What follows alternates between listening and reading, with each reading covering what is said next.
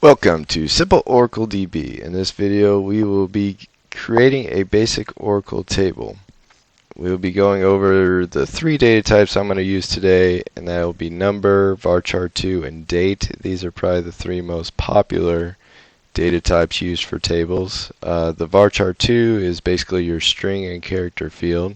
Next we'll be setting up our data type varchar2, and there's kind of two ways you could set it up. You could set it up as a byte or character, which is CHAR.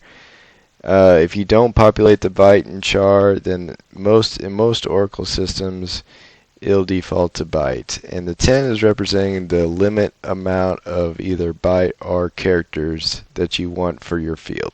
Next we'll be talking about character sets, and your single character sets, which in this example is like the English language, the number, and a few special characters. Each one of these characters equals 1 byte.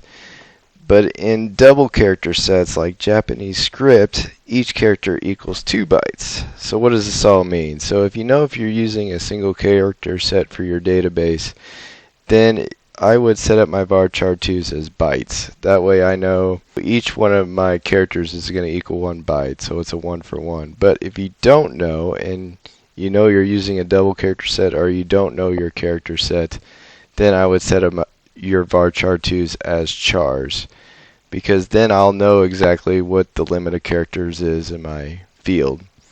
Next we're going to be talking about the importance of date columns. It is always good to use creation date, no matter what kind of table you're setting up. That way you can track all your records and what date was put in when that record got in there. And also, if you're going to be doing a lot of updating, I would use the update date as well. That way you know when that record got updated. If you're just going to do a list of values, very static data, that might be the only type you shouldn't use dates. But dates are important for reporting and for also debugging some data as well.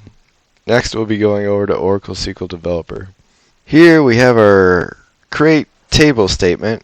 It starts by create table, and then we set it to our name of the table that we want to be. In this example I'm using CHAR table. The first field I'm using is CHAR ID, which this will be set up as a number data type, and this will be my primary key of the table. This will record each record will have a unique number that I'll be inserting in. Next field I'm setting up is the CHAR name, and this will be my character and string field, and I'm setting this up as a varchar2 with a 40 character limit. Examples of this type of data would be like Dodge, Toyota, Chevy, those type of names. The next field is my update date, so I'm going to record every time this table is updated, and also by the user, which would be updated by, and this is also a varchar2 with a 30 character field limit set up.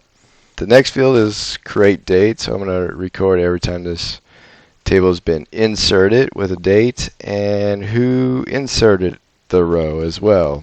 So from there we're just going to run our statement here, and there we go, we got the table, CHAR table created. This concludes our video. If you have any comments or questions about this video, please leave it below the video. I'll also post this statement, create table statement, below the video so you can copy and paste it.